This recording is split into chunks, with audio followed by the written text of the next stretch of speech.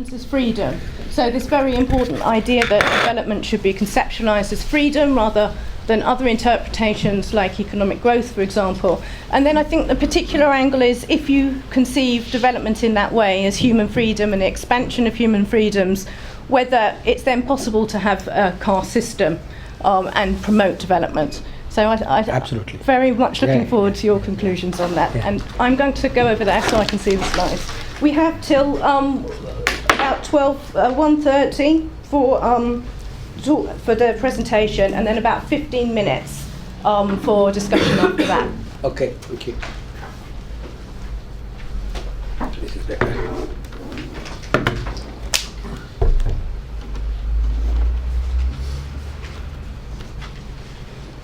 Anyway, thank you so much. I thank very sincerely ARC, particularly Dr. Ruth and my fellow visitors there, and case director and my chairperson, the other colleague from case for arranging this event.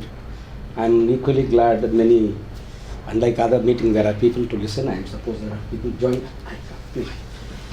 So thank you, John, for this your presence.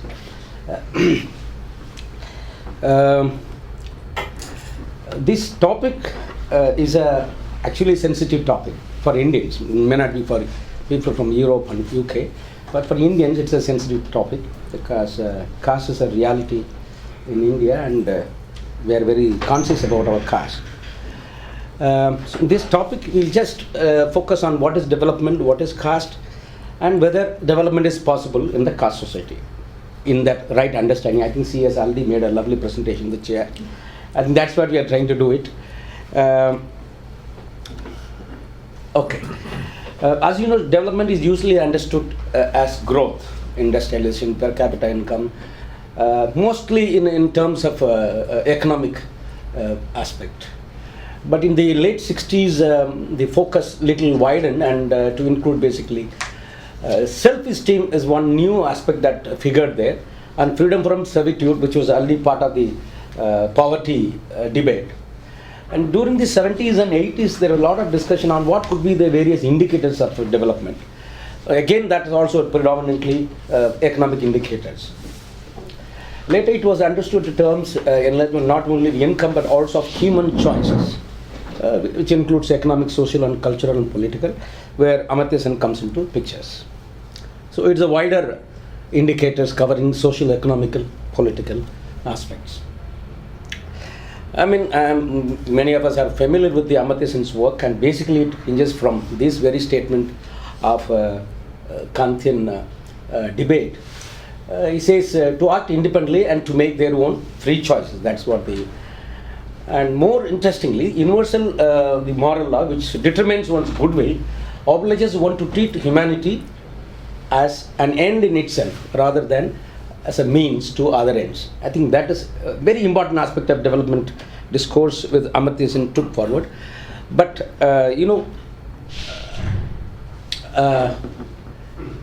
in the development, I found there's a new concept figuring here: realization of the potential of human personality. And this particular understanding of development is never in the development discourse so far. He's an economist, but he brings the realization of potential of human personality. In a way, it is like an agency, but the human potentiality, realization of human potentiality, personality, that human personality is an indicator, which I found something many way new to the popular debate on development. Now, we are all familiar with Ambedkar's work, Amartya Sen's work, and many others calls the development economist. I want to focus mostly on this large amount of literature by Dr. Ambedkar, who was a product of Columbia University, had his first PhD from there, second PhD from London School of Economics. But unfortunately, unknowingly, his discussion on these issues have been completely ignored. So I want to little focus on this particular, which is not there in the popular discourse. That's why I'm bringing in here. Amartya Sen's work we know, and many other European scholars' work we are also familiar. But these things never brought to the central stage of debate on this development discourse. So he says, individual as an end in himself, and thus the object of society to be growth of the individual and the development of his personality. So individual as an end in himself, we know that it is Amartya Sen's contribution, but we never heard of this. This he wrote in the 20s, but it is kept and nobody bothered, and it never came in part of the discourse. So I brought it here because this literature, and there's so much is there, we can really do research on this. So he clearly said that individual and end in himself, even for me, it was a recent understanding. Earlier I was also not familiar. Please come. Yeah. So in the concept of development, for the first time, individual as an end in himself, that is an important contribution which has come. I want to focus only on those aspects which has not come in the part of the popular discourse on development, and that is why this one.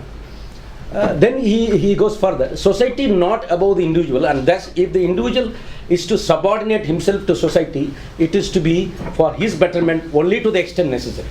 Again, that is a very interesting statement, that if you have to surrender your own rights, whatever, but it is only to the extent that it does not affect your development. So that means the state has a limit. The state cannot impose anything beyond a point.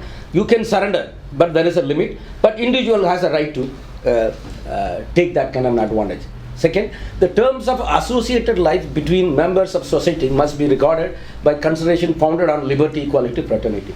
So any debate on development, it's not in the absence of the liberty, equality, fraternity, which we say it's a French Revolution concept, but he says that he has taken from the Buddhist discourse. Buddha's preaching, he has brought out there. So again, liberty, equality, fraternity, these three major concepts should form the center stage of any discourse on development, and that's what he says.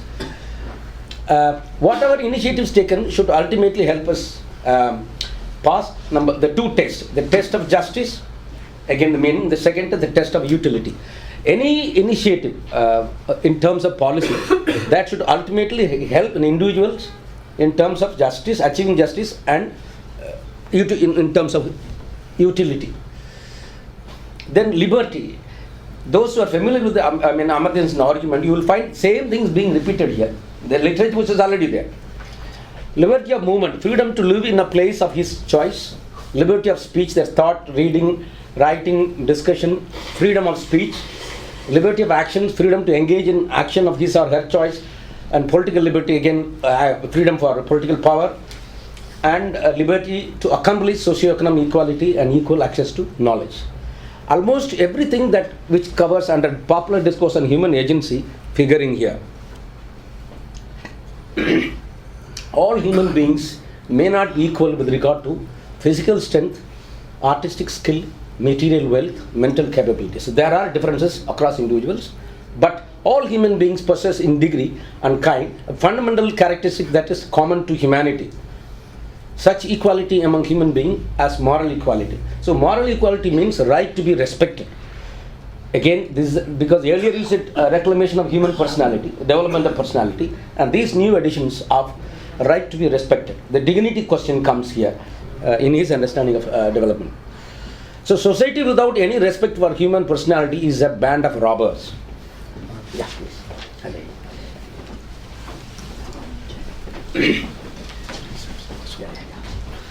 So no society can be called a developed society as long as that has no respect for human personalities.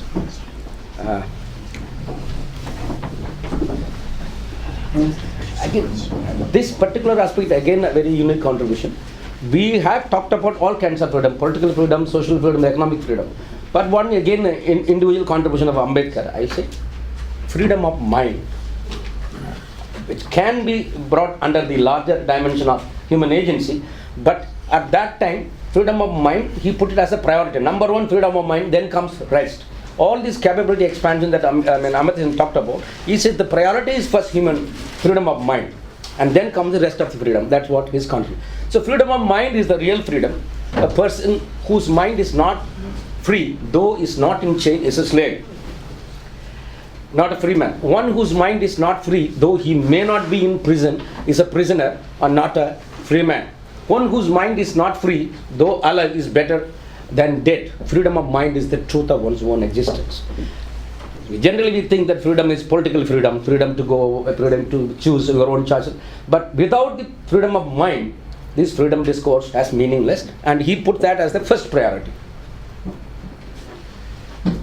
And the same thing we come down to Amartya Sen's understanding of development as Now we come down to Amartya Sen's understanding of development as freedom, and I don't want to spend much on it because many of you are familiar with what Amartya has talked about, and we have a very limited time to quickly run through. Amartya Sen is talking about human agency. Amartya Sen talks about expansion of human freedom, which cannot be achieved. So you need to expand the human capabilities in terms of education, access to healthcare, access to education, access to personal income, all those things he is talking about.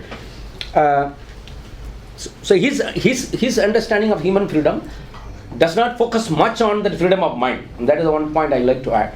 Amartya Sen's focus has been there on various type of freedom, but the one aspect of freedom of mind was the primary contribution of Ambedkar, which does not figure so much into the recent discourse on development.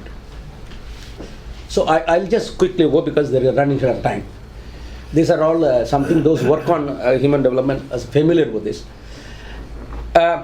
Ultimately coming down to the indicators of development.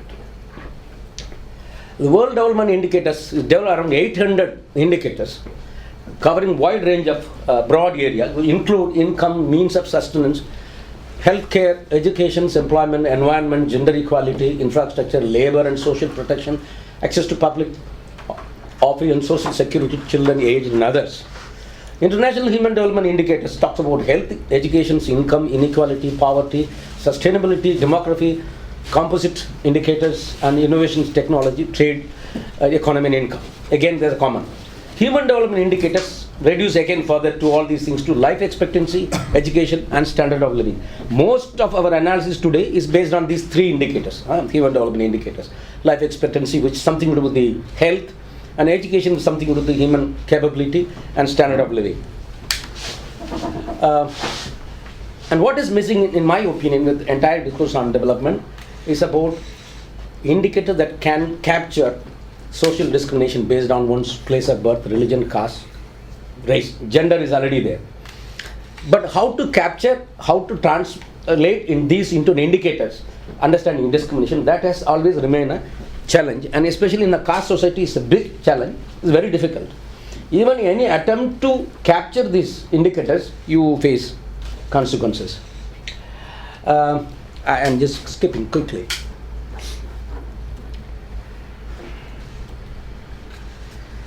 So there is a need to work towards removal of major source of unfreedom.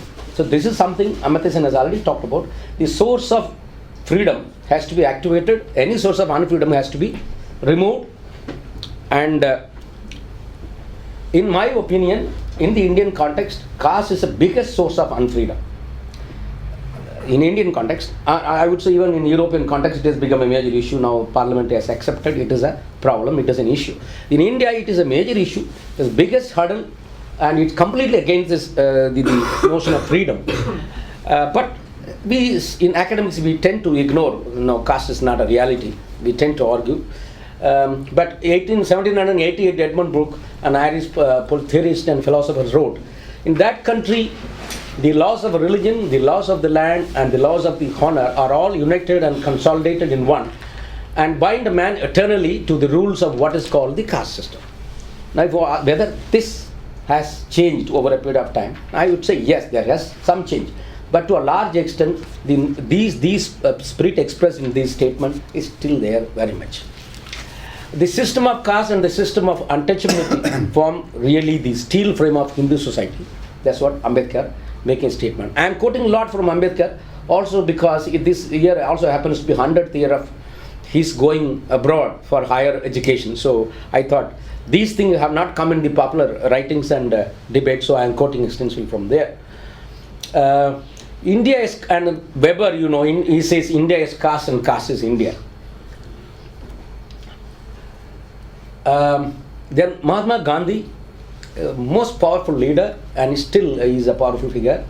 His ideas are very powerful, and his statements, I am one of those who do not consider caste to be a harmful institution. In its origin, caste was a wholesome custom and promoted national well-being. In my opinion, the idea that interdining and intermarrying is necessary for national growth is a superstition borrowed from the West. That was a clear position he made, meaning to him caste is a non-issue. So you don't worry about caste so much. And it is because of this caste we have, India remains there are some of us who consider caste as a pride in India.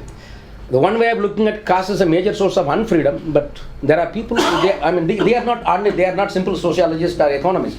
They are the leaders who have a very, very prophetic influence in India, and their position on this, Swami Vivekananda, for example, says, our caste and our institutions have been necessary to protect us as a nation. And when this necessity for self-preservation will no more exist, they will die a natural death. But the older I grow, the better I seem to think of these time-honored institutions of India.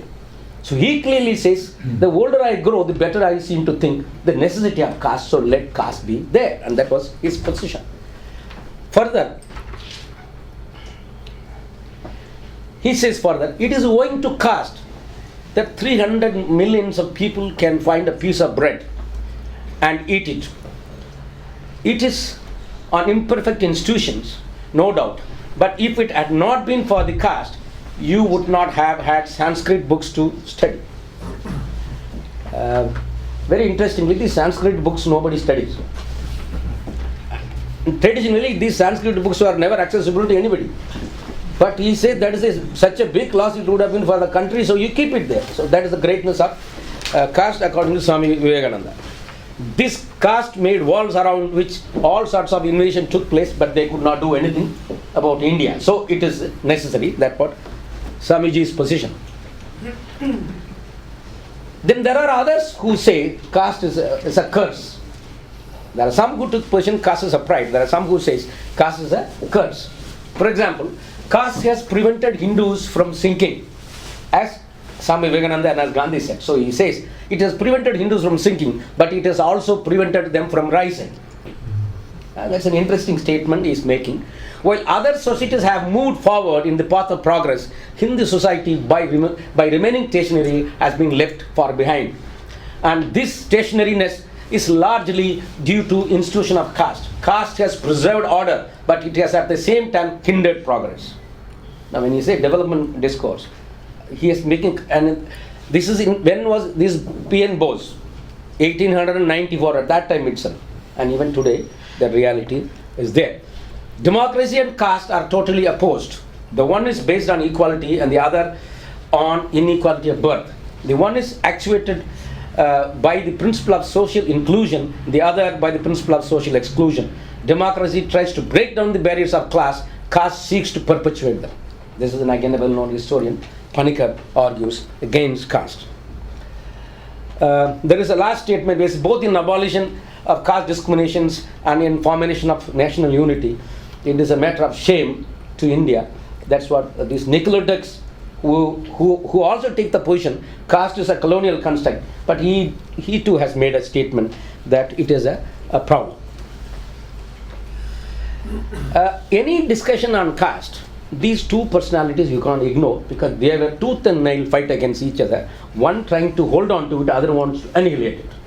So, and sometimes it is a very difficult to discuss caste because we Indians, we are so sensitive about it. It's a problem sometimes, but I think we can't help. It is like about talking about HIV/AIDS. You can't avoid talking about mentioning about certain hinder parts of human beings. It's such a sensitive. You can't talk about HIV without making reference to human organs. It is as difficult as this one. Gandhi viewed as a caste as a Brahmanic principles. And what is Brahmanic principles? We will come to that. And Ambedkar viewed caste and the universal principles of justice, considering individual as an end in himself. At this one point, Ambedkar considers the individual as a universe. Individual as a universal and end in himself. Whereas Gandhi says, no, it is the society. It's a group that's important, not individuals. So in order to protect group identity, so he had to sacrifice the individual, raising to a level.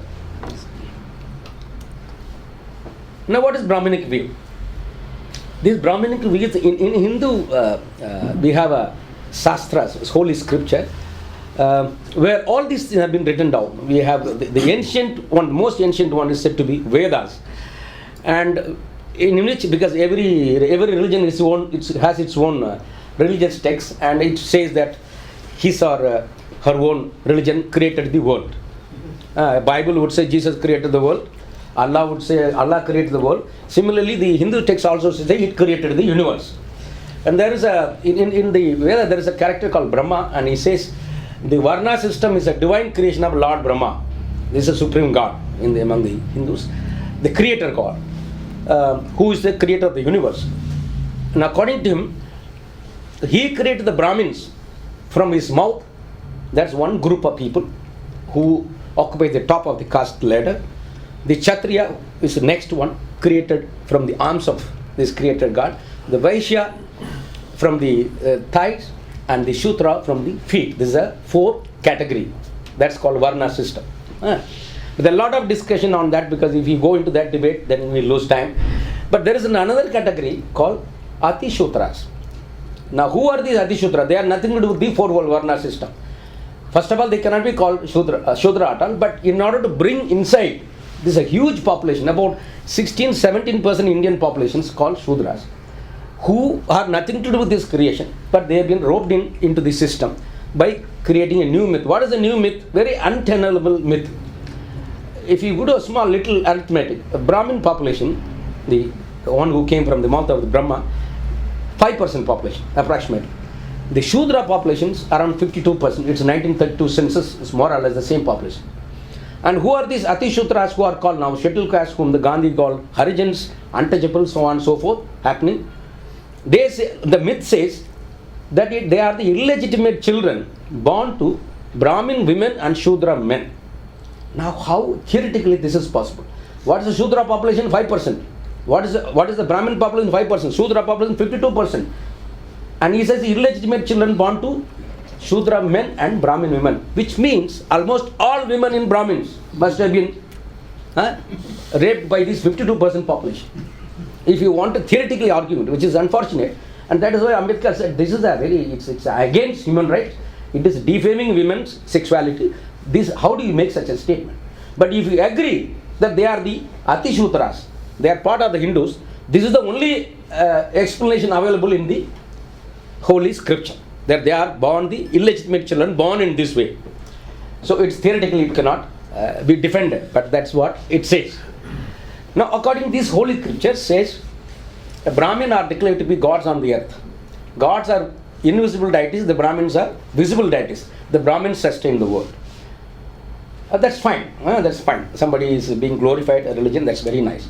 In purity, the Brahmins are compared with the fire and water, the two preeminently purifying agents. Whatever forbidden acts they do in adversity do not therefore contaminate them. So you can do anything, nothing affects you, because you are visible deities. You are God on the earth. So you can do anything, you can get away with it. That's what he says.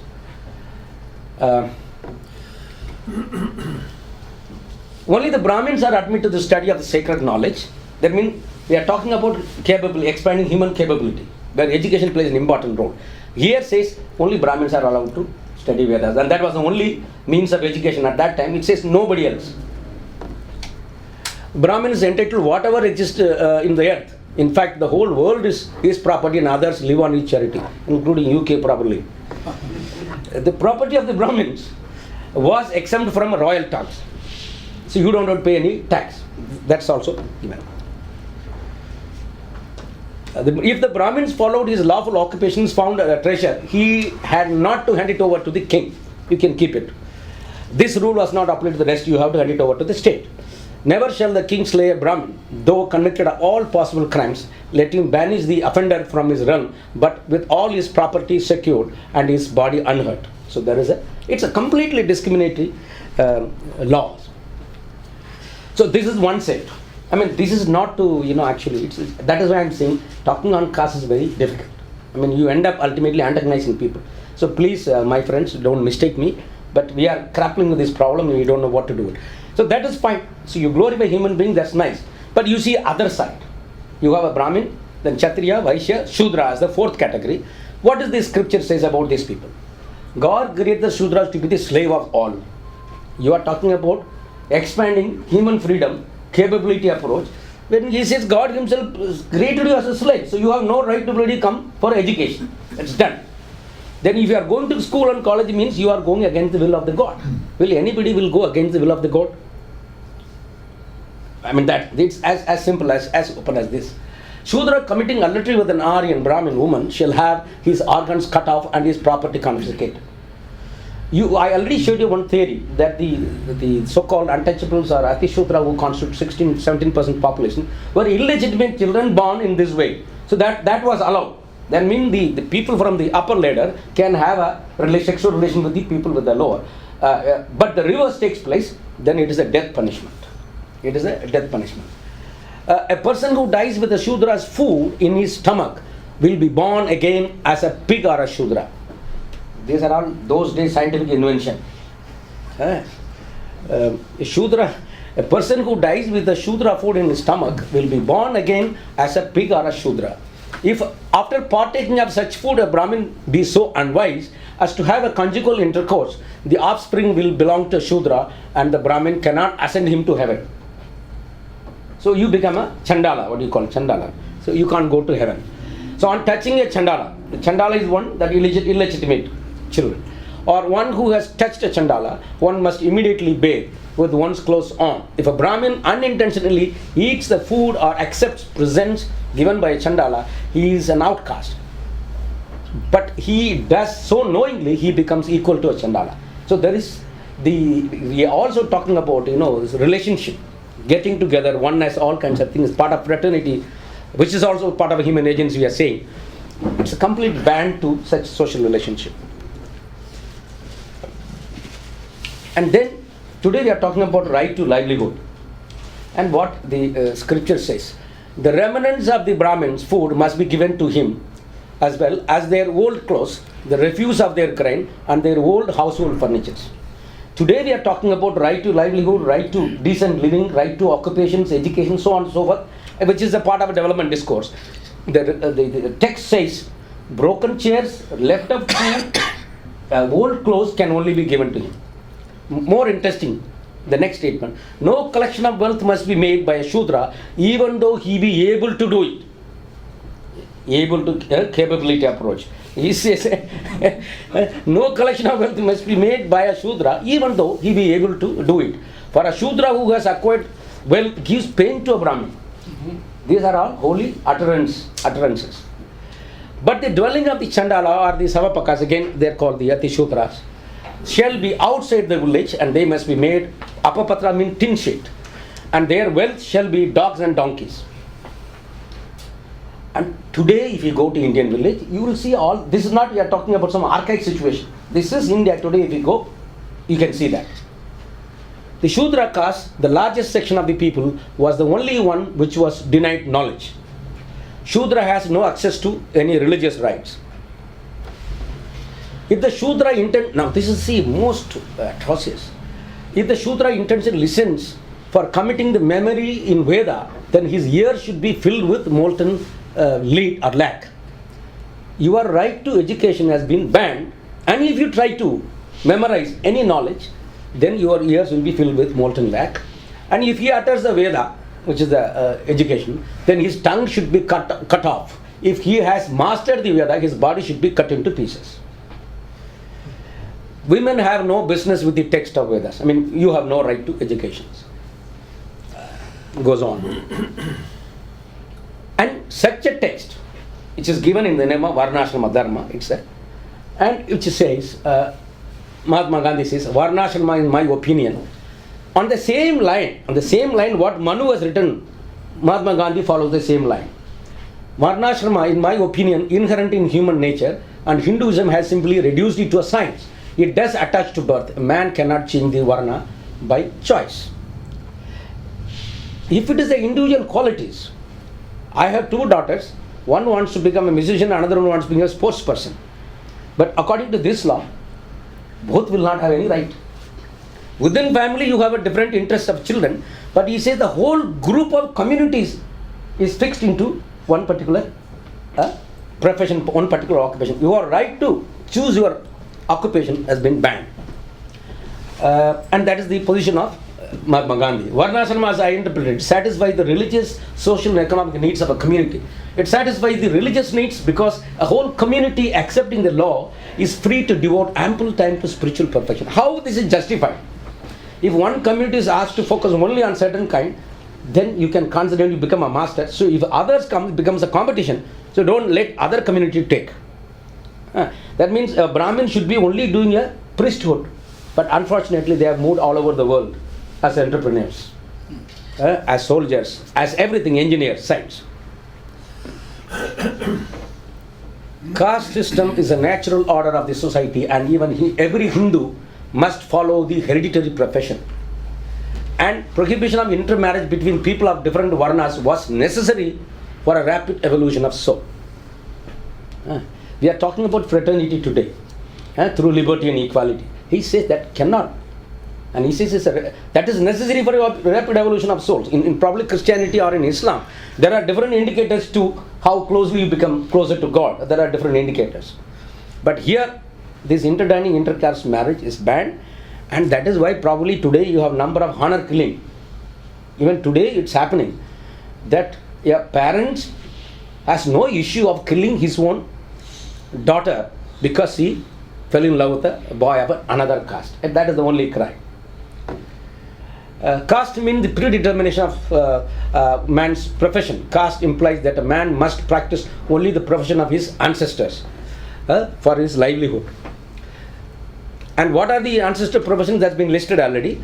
A Brahmin is supposed to be the preacher, Kshatriya is supposed to be the protector, Vaishya is supposed to be the business, and the Shudra is supposed to be the manual laborer. And the so-called Ati Shudras, Harijans, whatever you call it, supposed to be do even much more menial job. So it goes on. I don't want to bore you because I am of those who do not consider caste to be a harmful institution in its origin. Caste was a wholesome custom and promoted national well-being. In my opinion, the idea is the same thing. Caste system is a natural order of the society. Same thing goes on. Sorry. What I mean is, one born a scavenger must earn his livelihood only by being a scavenger, and then do whatever he likes. For a scavenger is as worthy of his hair or as a lawyer of your president. That, according to me, is Hinduism. So you glorify a particular demeaning occupations that you can reach moksha also by being a scavenger, and it is good that you don't change. It is good that you remain illiterate. It's good that you remain ignorant. God will accept you. That kind of a glorification. A Shudra may not be called a Brahmin. So a Shudra born, you should not call yourself as some other caste, because though he may have all qualities of Brahmins. I mean, these are all direct clashes with the capability approach that we are talking about, which says everything should be given to individual so that freedom of choice is able to, his agency gets developed, and here it says nothing can be allowed. And it is a good thing for him not to arrogate the varna to which he is not born. It is a sign of true humility. That being you confined to yourself, it is a sign of humility. If you claim that you are a humble person, then you be there, don't change. Now this is, if a Shudra leaves their ancestral profession and take up the others, ambition will rouse in them and their peace of mind will be spoiled. Even their family peace will be disturbed. I believe in Varnashrama, which is the law of the life. The law of Varna is nothing but the law of conservation of energy. Why should my son not be a scavenger if I am one? See, the kind of a question is posing. Why should my son not be a scavenger if I am one? So I posed one last question. Why should the son also be a scavenger if the father is one? Because it's something to do with the liberty, equality, fraternity. That is something to do with the development debate. Anyway, so it will go on. The last one is, how can a Muslim remain one if he rejects the Quran? Or a Christian remain Christian if he rejects the Bible? If caste and varna are inconvertible terms, and if varna is an integral part of Shastra, which defends Hinduism, I do not know how a person who rejects caste or varna can call himself a Hindu. So to be a Hindu, you have to hold on to caste rules. You can't be a Hindu at the same time talking against caste. So that's it. And that your chance of going to heaven is limited very much in that case. Now again, another very powerful leader, a saintly prophet kind of a person. He says, our caste and our institutions have been necessary to protect us as a nation. And when this I have already read about it. Anyway, I will go.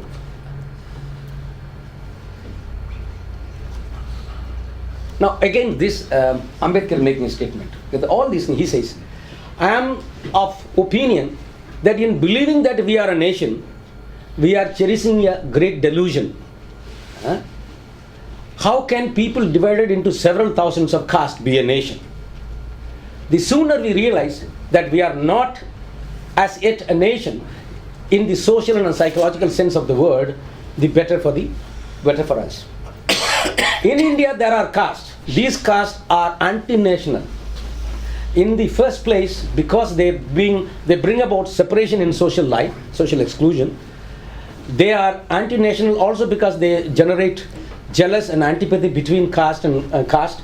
But we must overcome all these difficulties if we wish to become a nation in reality. As a person who really wanted to strengthen this country, 5 minutes, okay. He wanted to get away with the caste, and for a fraternity can be a fact only when there is a nation. Without fraternity, equality and liberty will not be, will be just no deeper than quota pain. So we are always talking about fraternity, but we don't recognize liberty and equality. Without these two, fraternity cannot be achieved. I'll just quickly. Further, he says, political democracy cannot last unless there lies at the base of it social democracy. What does social democracy mean? It means a way of life which recognizes liberty, equality and fraternity as the principle of life. These principles of liberty, equality and fraternity are not to be treated as separate items in Trinity. They form a union of Trinity in the sense that to diverse one from the other is to defeat the very purpose of democracy. Caste devitalizes man. It is a process of sterilization. Education, wealth, labor are all necessary for every individual if he has to reach a free and full manhood. Mere education without wealth and labor is barren. Wealth without education is brutal. Each is necessary to everyone. They are necessary for the growth of man. These indicators, in fact, is just indicators of development. You cannot build anything on the foundation of caste. You cannot build up nations. You cannot build up a morality. Anything you will build on the foundation of caste will crack and will never be a whole. That's what Ambedkar says. Even the first Prime Minister has made statement on a similar line. In the context of society today, the caste system and much that goes with it are wholly incompatible, reactionary, restrictive and barriers to progress.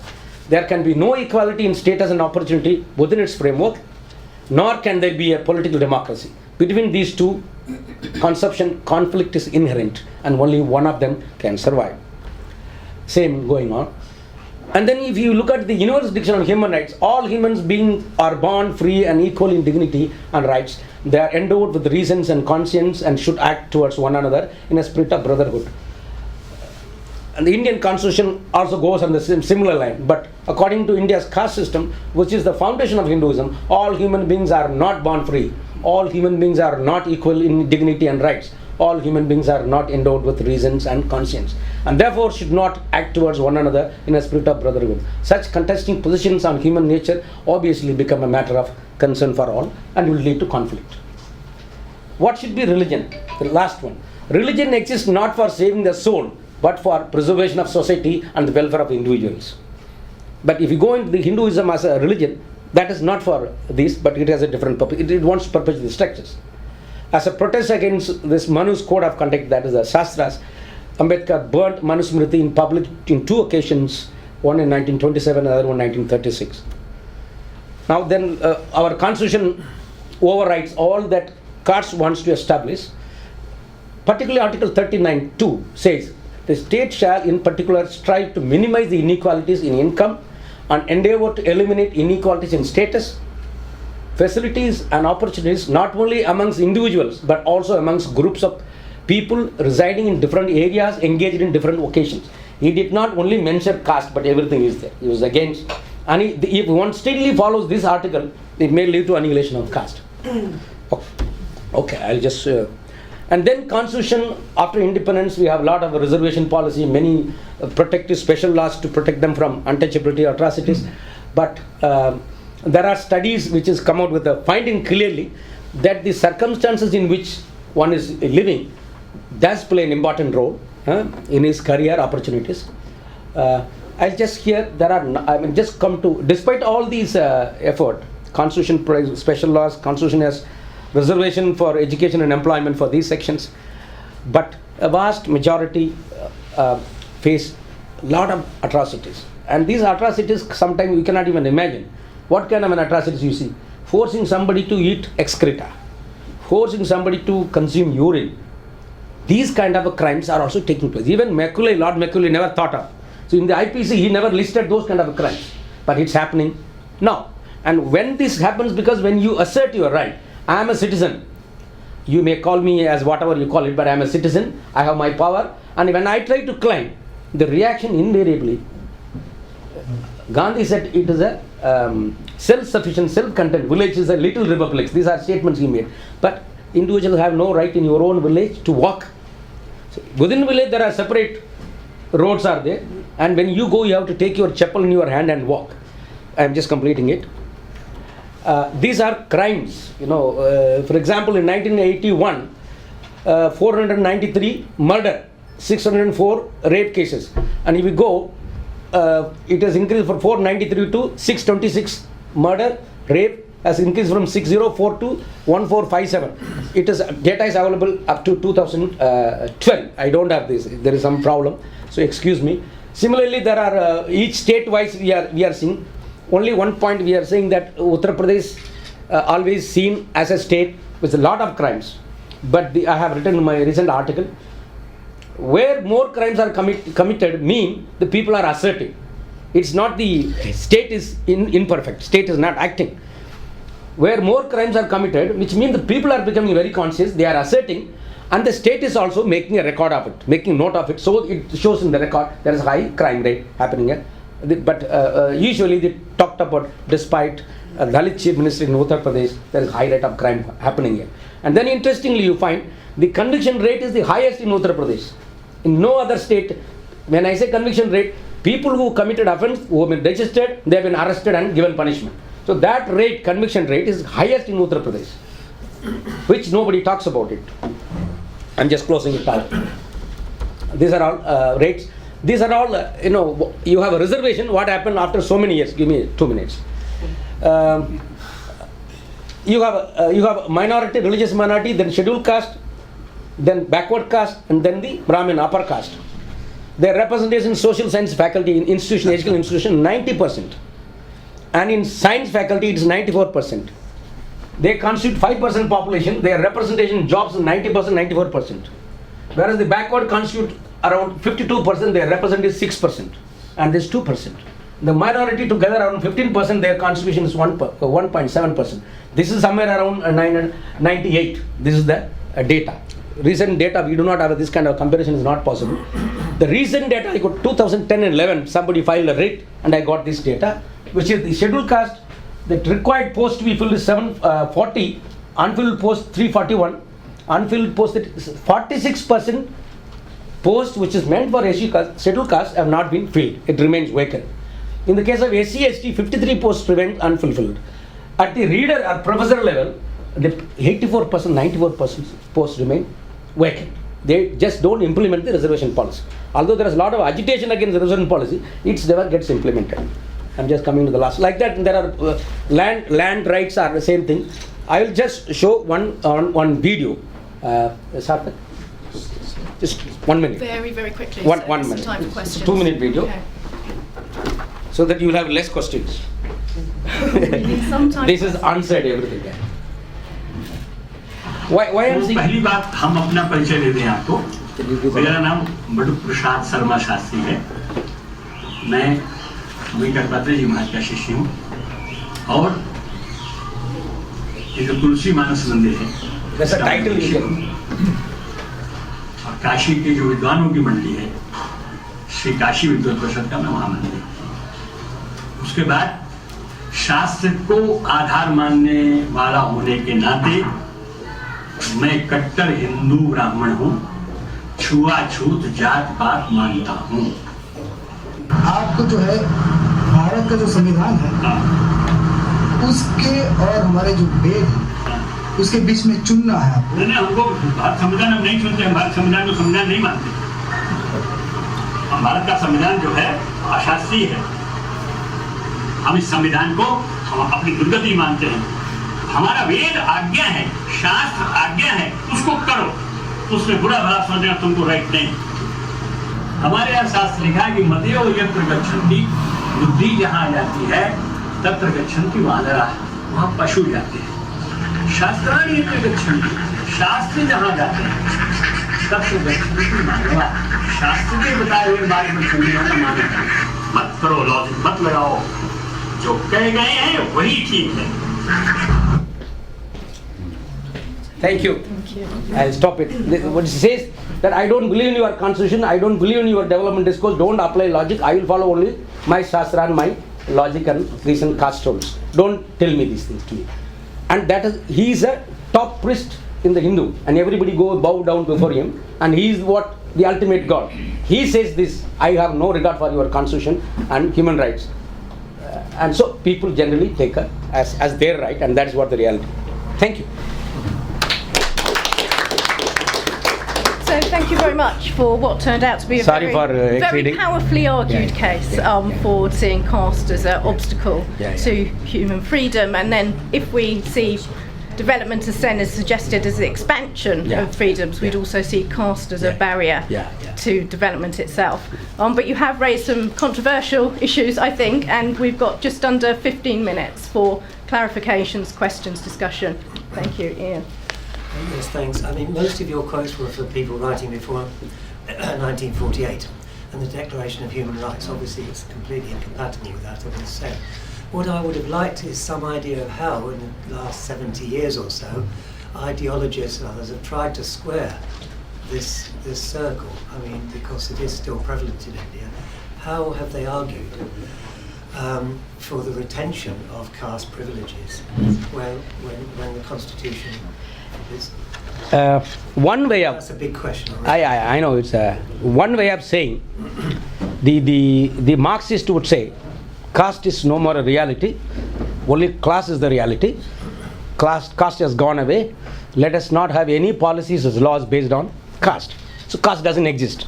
And in India, the 90% of the intellectual class have come from the Marxian line of thinking. And for them, caste is not a reality. So they just undermine that. Completely they don't write about it. That's number one. Number two, many of the nationalists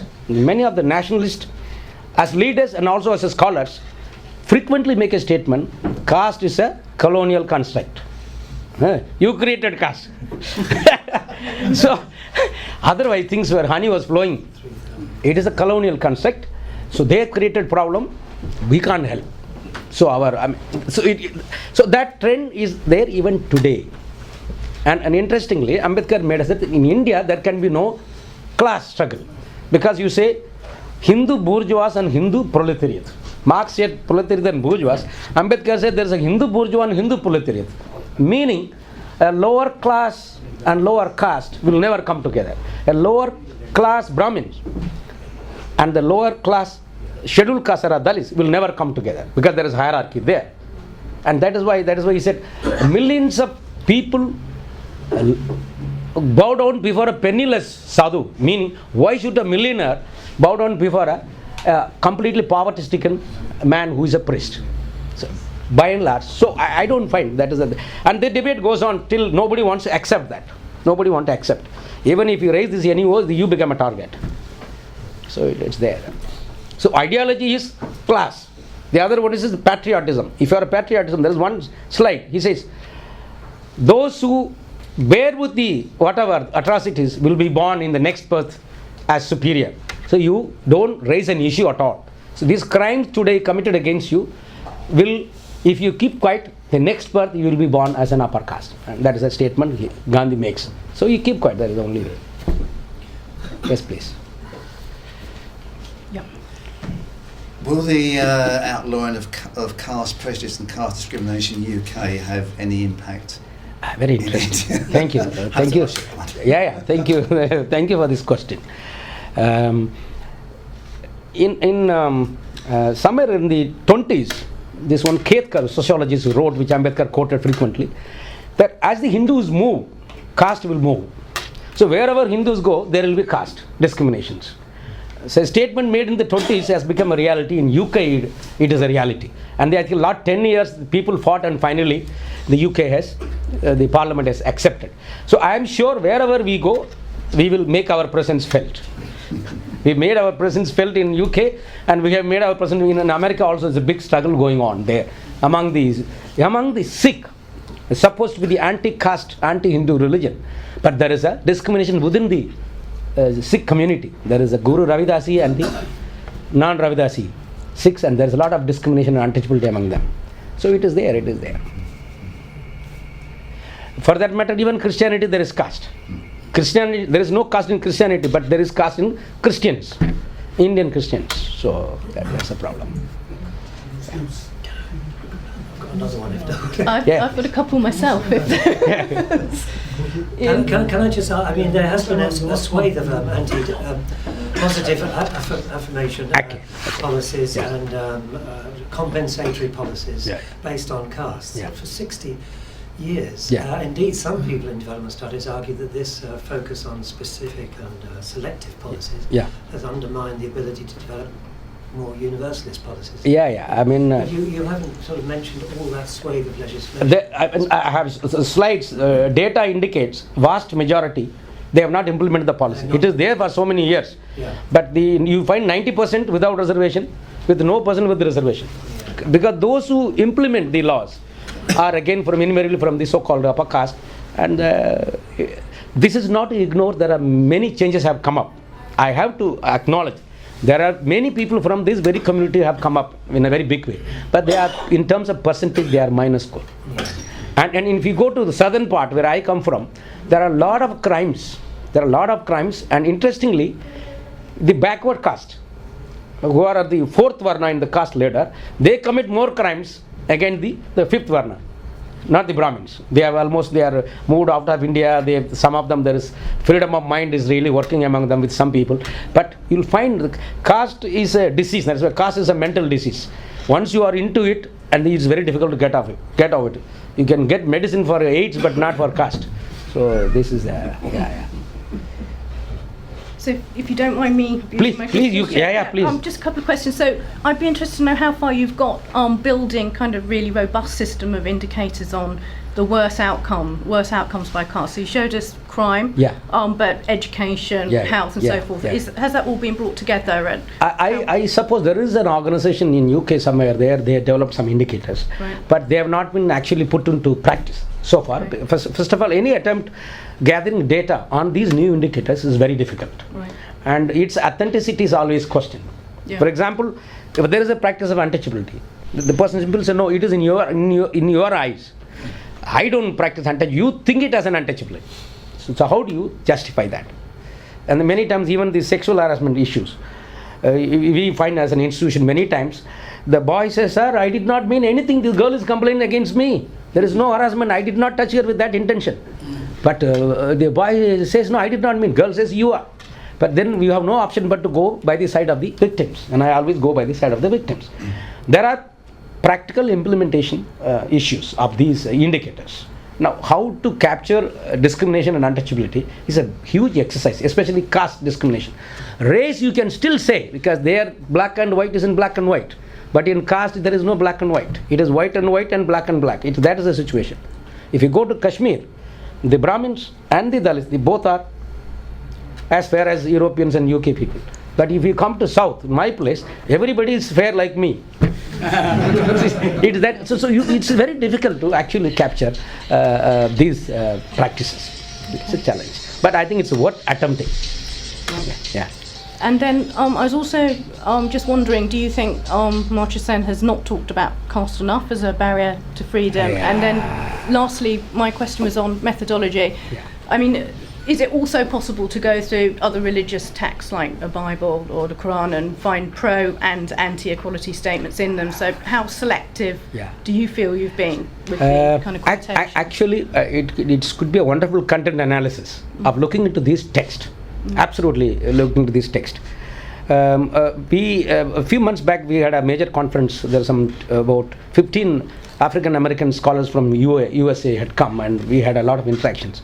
He did quote something from the Bible, that there is some support to discrimination even within the Bible, but probably it is not to such a level. Probably there may be some references to it, but it's worth attempt. But I have not seen any other faith bluntly saying that, yeah, there's some, God created you as an untouchable. You don't see that. Maybe a separation, certain period.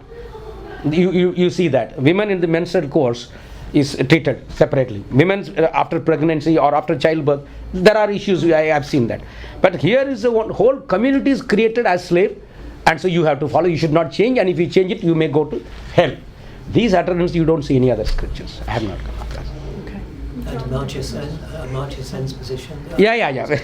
So he did mention, but he has not, as far as my reading is limited, as far as my knowledge goes, he has not devoted much on this caste question. He is talking about education, he talks about health, but this caste question is a very serious question. He has not devoted much of his work on this. Because his framework may work very comfortably in European context or in American context. In an Indian context, the caste question is very deep-rooted, where his work is not so much. He has made references, but his framework of looking at it is not come that way. He's done more on gender discrimination. Yeah, more on gender discriminations, and more on other secular indicators, you can say. Yeah. But this is a very parochial question, and thank you very much for coming here today and sharing all of this with us. I think you know there's recently been some research published in the UK by the National Institute for Economic and Social Research, which contributed, I think, to the change in the law. And I haven't read it, so I don't know what data they used. Thinking about the UK context, where we're trying to measure differences in outcomes for different groups. We've done work where we can look by gender, we can look by ethnicity, we can look by country of birth, we can look by religious affiliation. We are now asking survey questions about sexual orientation. Is the issue of caste so sensitive that it would not really be possible to ask a useful survey question within British Hindu society? So in terms of looking at differences in outcomes, is this a researchable question in the UK context using that kind of quantitative survey, or is it something where only one can work with qualitative work and deep understanding of the context rather than doing it through survey? First of all, I cannot make a statement that whether it will make a difference or not in terms of actual data.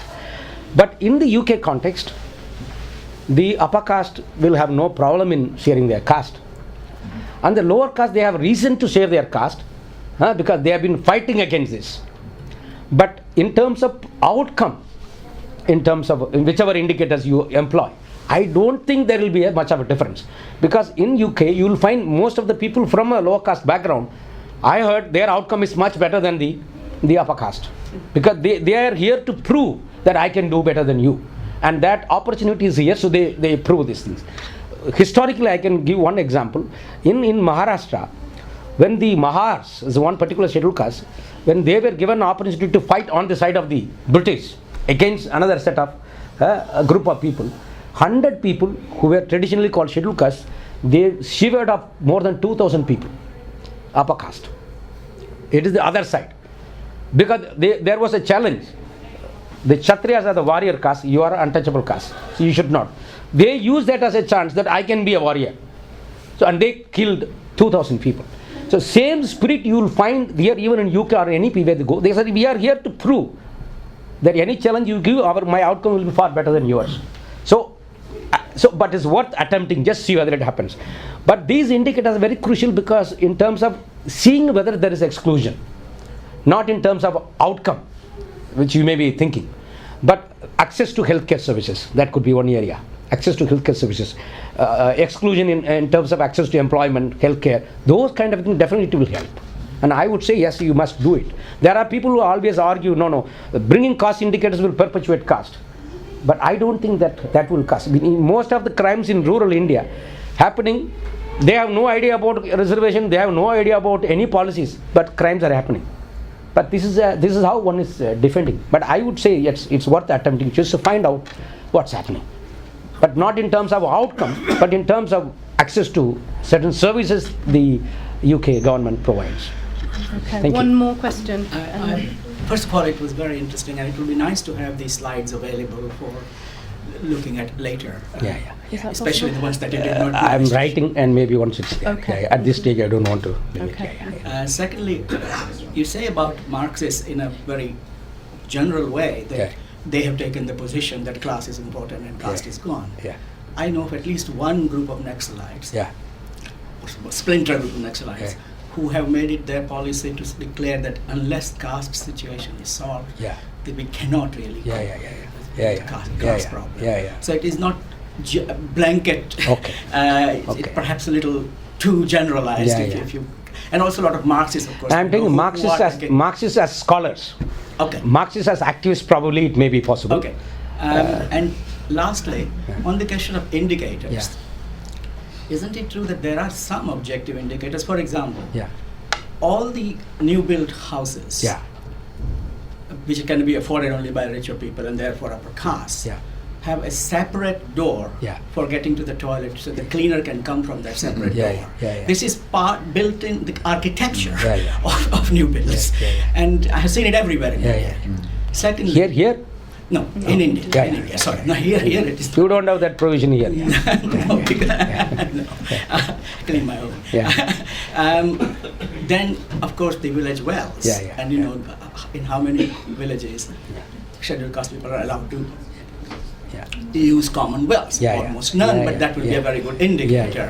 Again, another indicator about how many new congregations of people, especially these housing societies and so on, corporate housing societies, have got people of different castes living in there. Because that's completely, and I remember say people, I would not have dhadiyas, you know, or kshatriyas. It's a very common thing that middle class people and lower caste people say about the scheduled caste. Just quick response to your questions. In Maharashtra, there was earthquake somewhere in 92 or 94. It's a major earthquake.